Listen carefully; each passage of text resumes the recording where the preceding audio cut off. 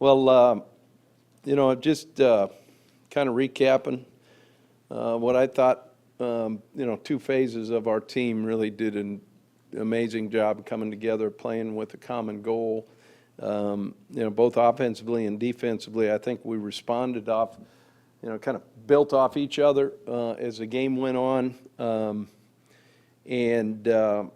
was a lot of really good things. I think the best thing that really occurred in that, when you talk about a common goal, some guys kind of not worrying about the individual stats piece, because these guys got a lot of people in their ears telling them they got to have all this and that, when ultimately the people that make the decisions when you talk about the next level actually look at how you do your job. And the guys up front, Ivy, Brantley, Cox, some guys just did an outstanding job of doing their job, taking care of their responsibilities, and it allowed some other people around them to really play good. And I think the importance therein, the same thing up front. I thought our pass protection was really good, and it allowed Luke to get his feet set and make some throws. That's kind of how this thing works, and until we kind of get that consistently, that's when we're really going to have a good football team, is when that giving of yourself for the benefit of others, that thought, playing with a common goal, a team goal. This is a complete performance as I think we've ever played with. Now, we've got to clean some things up on special teams. You saw some penalties show up there, guys hitting some people in the back. They were hustling, but understanding that if you can't see the front of their jersey, you just can't do that. And we need to get that cleaned up because we've got good players that are playing hard, but we've got to play smart as well as we're moving forward. So you know what? Good ball game and a lot of fun. Again, the fans. It's just such a great place to play in the Swamp. I don't think I'll ever get over that.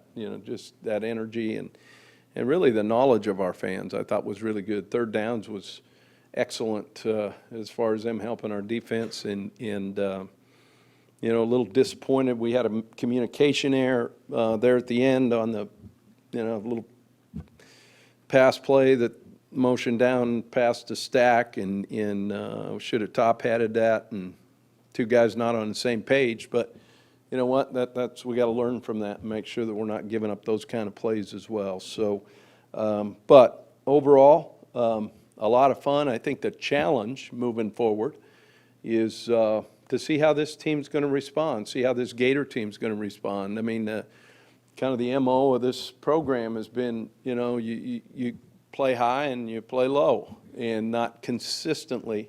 And this will be a huge week for us as far as our guys understanding that never, ever let an opportunity pass you by. And this is another opportunity for us to go out and get a little bit better and play against a team that's going to bring really some in Seth, his offense and what they do, playing fast. They got two really good receivers. Don't know which quarterback they're going to be kind of settled on, but we got to do a great job of containing the guy that came in for Alec their last game. We're going to have to keep him in the pocket, not allow him to make explosive plays moving around.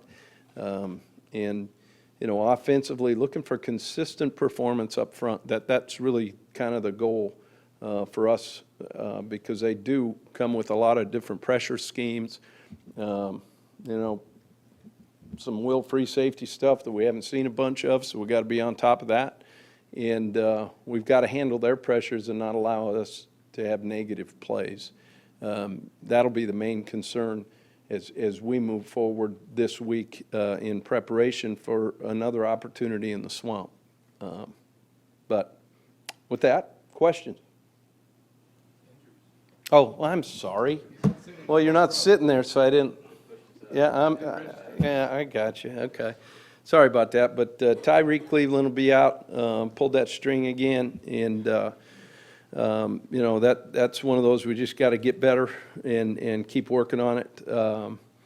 You know, really the big ones, Mark Herndon still, you know, he played great, but he's going to be limited this week. D-Mac, I thought, did a great job, and he's going to be important for us this week. Fred Johnson, we'll see how he's moving. That was a, you know, pretty significant ankle injury, but I give it to Fred. He did an outstanding job of really competing and wanting to be out there for his team, and did some good things as well. Wani, I thought, came in for him, and we've developed some depth there, which is a great thing.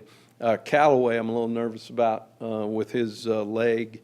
We'll see how that plays out as it goes on. But getting CJ back, I thought, was good. He played like it was his first time playing. I thought he was a little tentative, but he came up with a couple big catches in third down, and that was good to see. So that really, Tyler Jordan.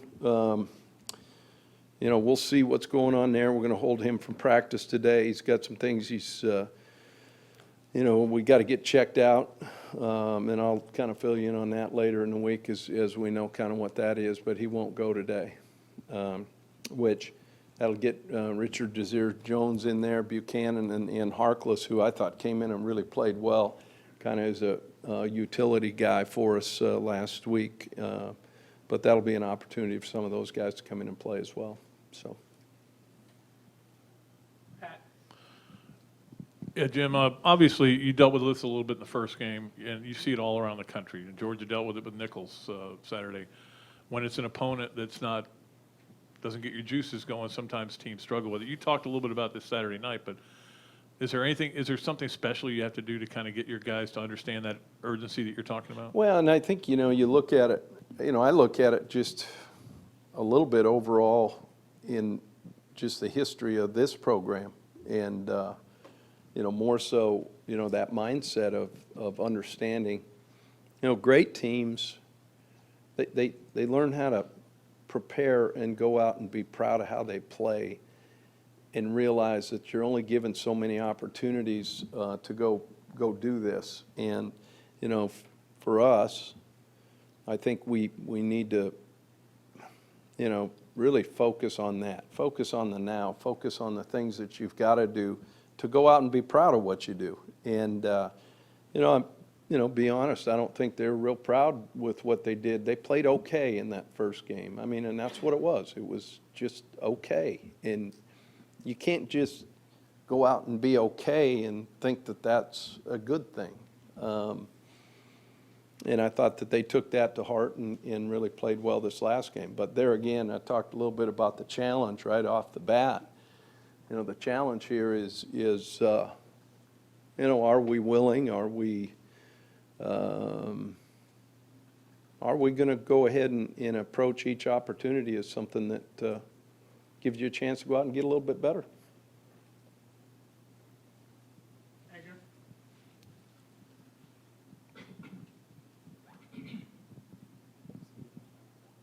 So you had a couple freshmen really show up the other day. First off, Jawan Taylor, can you just talk about, like, once you saw him the first time, how much he's like developed since then? Yeah. And what was he, almost 400 pounds? Well, you know, he's a guy, I mean, you talk about committing to something that is really important to you. You know, he came to camp. You know, we said, hey, you know, we need you to, you know, come back and be able to move a little bit better. And he came back at the end of camp, you know, season, you know, down to about 340, and you know, playing like a rolling ball of butcher knives. And that's what I love, the way he plays and the energy he plays with. And immediately when he got here this summer, he wasn't going to let anybody bring him down. His energy in which he plays with is contagious. And you know, like I said last week, you saw us play him at tight end in the heavy package. We did the same thing this week. We'll continue to do that, getting he and Fred together on that same side. And you know, it really, I thought he's playing good, and yet, you know, as soon as I say that, the guy will probably, get his belly rubbed and think that everything's like he's a hero. But he needs to continue to develop, but obviously he's a good player. What was the highest weight he reached that you know of? I don't know. It was a lot. And then P. Ryan? Yeah, He LaMichael. he has kind of an impressive lineage, doesn't he? I mean, he's got some. Yeah, no, he's got some bloodlines, and I think you remember me kind of talking about him. Somebody asked me, I think it was maybe was it last spring or maybe even in media days, if there was one of these guys that I kind of was excited about. I was excited about all of them, but I really felt that he was a guy in the evaluation phase. I just think he's a good SEC back. And when you look at the size of our backs,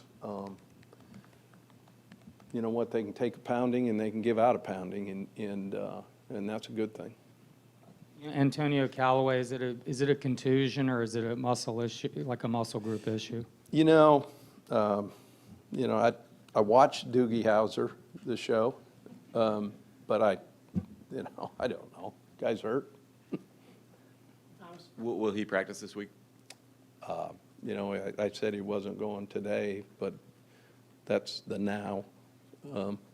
We'll see tomorrow, and if he doesn't practice Wednesday, he doesn't play, so.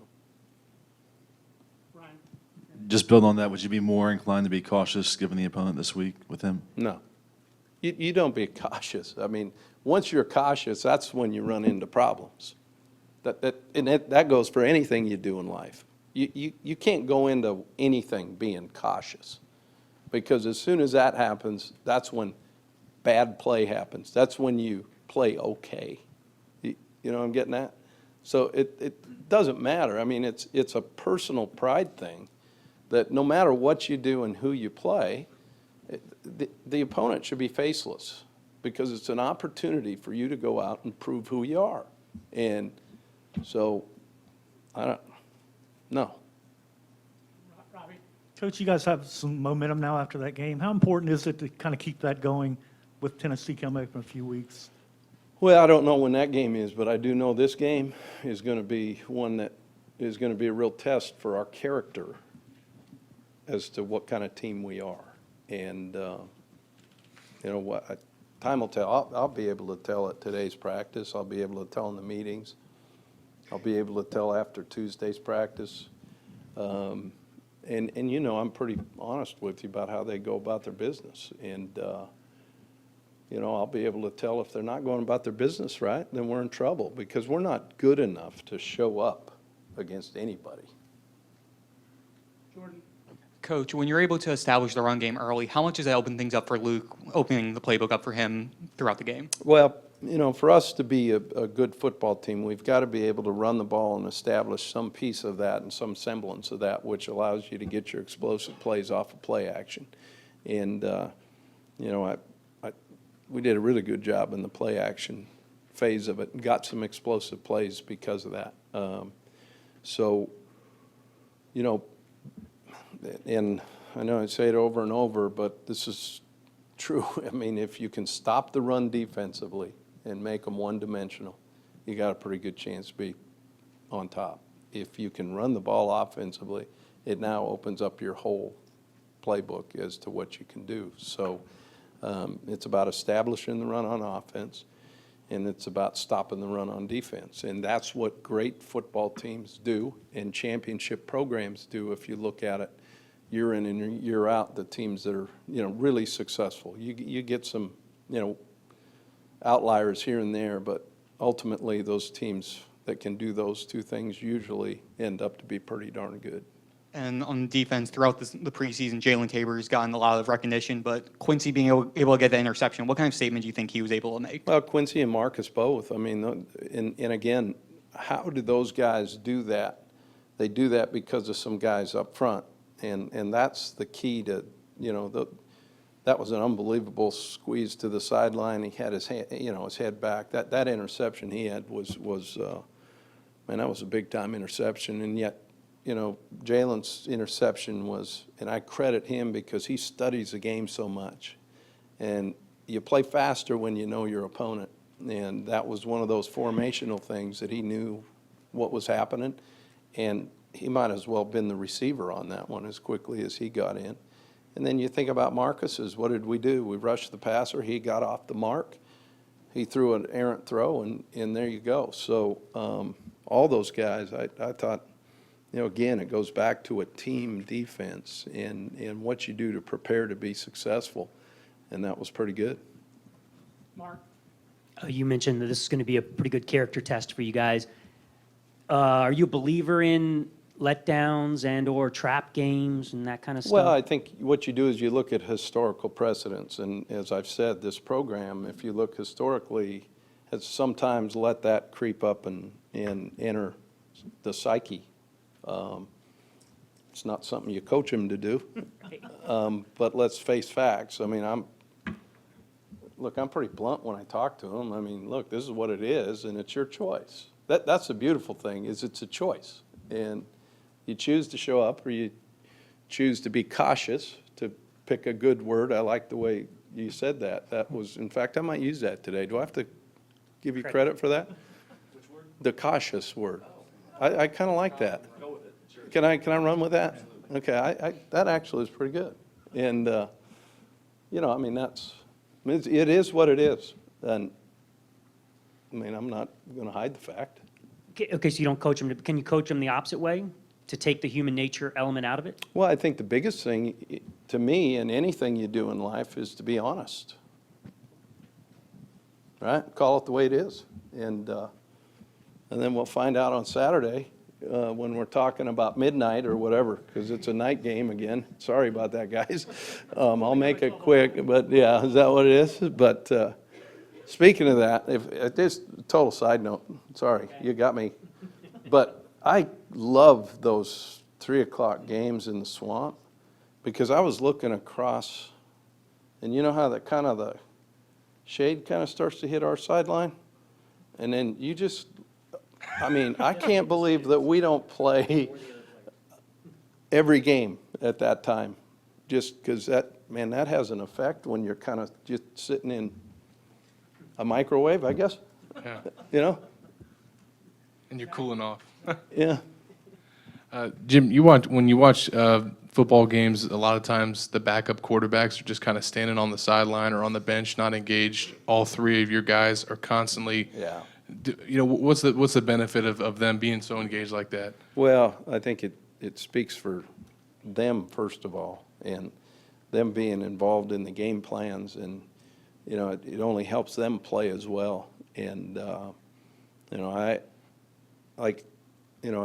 I've said, and I sound like a broken record, but I really like that room, that they're guys that it's really important to them. They study it, and they help each other. And when you have that kind of competition and yet camaraderie in a unit room, that means you got a chance to be pretty good at that position. And then what are their in-game responsibilities, and do they kind of trade off with each other, or what's Yeah, the I mean, gist of they're it? between series, they go through every play. What coverage did you see? They know the play. They're obviously signaling it in. Each guy has a different series as to which guy's the hot guy on the signals. They're responsible for that. And in turn, what that then does is allow them to go ahead and, whether key weak side rotation of the safety to know where they're going to go with the ball, shades or whatever in the run game, any of the RPO stuff we do. It just forces them to play the game mentally, which in turn, helps you down the road. And then last thing, like I said, not all coaches have their quarterbacks do that. How long have you been doing that, and who'd you pick that up from? I think I did it when I was a player. And probably everywhere I've been, we've had the quarterbacks be the signalers. I mean, I don't know. Look, I haven't invented anything, so I mean, I don't know. It just seems to me if that guy's going to be involved in the game, and you want him to be involved in the game, then he should be involved in some form of the operation of the game. I guess I don't know. Never thought of it. It's good. Hey, Jim. Over Hey. here. Hey, bud. Good to see you. So Luke missed precisely 6 passes in the opener. How many did he miss after watching the film the other night? Couple. Yeah, that still just bothers me, the over to Freddie. You know, he doesn't set his feet. You know, if he sets his feet, we've got another explosive play. You know, the race route to Callaway, just ridiculous that you miss that throw. It just, you know, but he can see, you know, when he doesn't get his feet in the right area, in the right way, he's a little late with the ball. The one down in the red area to Brandon, I mean, you come off the play fake and see no depth in the defense, that ball's got to be out. I mean, he threw it off a 2-hitch throw, and it should have been an explosive touchdown right there. I mean, that bothers me that, you know, but he'll see that and hopefully learn from it, right? Here's the amazing thing as you go through, no matter what you do, you actually have to fail to learn. Think about what I just said there. And the great ones have all failed more than they've won. It's because they're willing to go out there and do it, right? And then learn from the failure is really the key. And that's for every position. That's not just quarterback. But we can all look at his because we all want to talk about the quarterback all the time. But I think he was the first one to point out the reason he probably was okay was because they kept the chief clean. You know, the pocket was pretty good, right? So let's give the credit to them for his performance. He just did what he was supposed to do. He did his job. And yet, if he does his job better, which he can, he'll hit those throws, okay? And it really irritates me. So then to follow up, if he missed the 6 throws in the opener and failed on those, did you see signs where he clearly learned from? Oh, that there's week no one? doubt, no doubt about it. And that's the good thing about it. It's important to him, and he likes to be coached. He's kind of a sponge when it comes to that stuff. And, you know, he expects you to, you know, and I think that's part of maybe growing up in it. You know what I mean? You know, he's seen guys being coached, and he knows it, and I'll be interested to see how he does this week.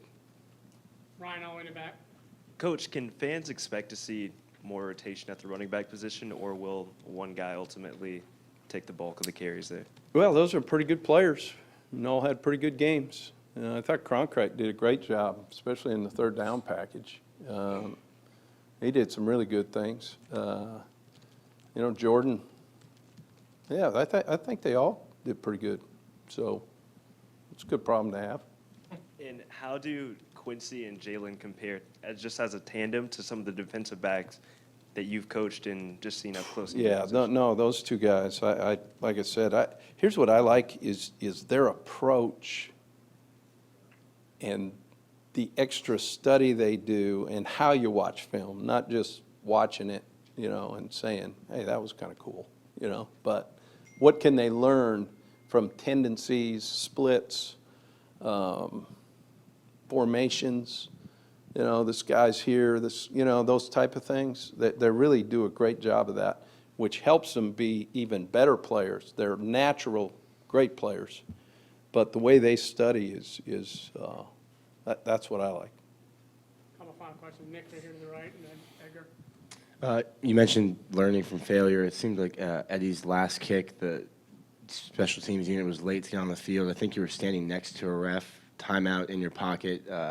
Was that just an active choice to see how he would handle being rushed and kind of a new situation? Yeah, and as much as that as we can do to create chaos is what is good. Now, was I real happy with Wani not being out there on time? No. But it's also a teachable moment as well. And, you know, Eddie's the one who told me it doesn't matter about the crowd. It doesn't matter about, it's all how you go about your approach and your swing. And, you know, his swing plane in that game, he was trying to kill everything. Like a bad golfer. No, it's exactly right. And I kind of asked him if he saw my golf swing, because I hook everything. God, so strong over the top. You got a little worked up Yeah. there for a guy who just threw for more yards in an SEC game in 12 years about Luke.